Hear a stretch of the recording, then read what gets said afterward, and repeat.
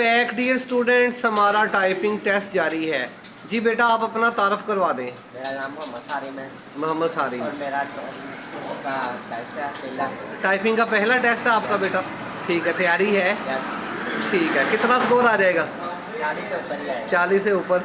ठीक है, शुरू करें। शाबाश, वेरी गुड जी। मोहम्मद सारिम, हम आपको देख रहे हैं, आपने बिल्कुल इजी होके लिखा है।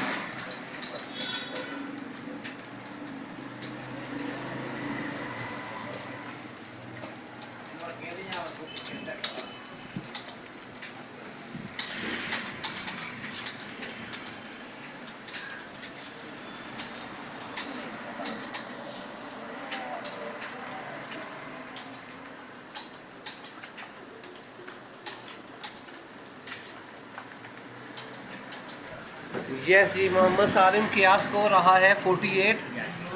यस मोहम्मद सारिम, 48 आपका स्कोर है। इस हिसाब से आपको 25 में से 20 नंबर दिए जा रहे हैं। ठीक है, ऐसा ही है। चले जी, थैंक यू, थैंक यू।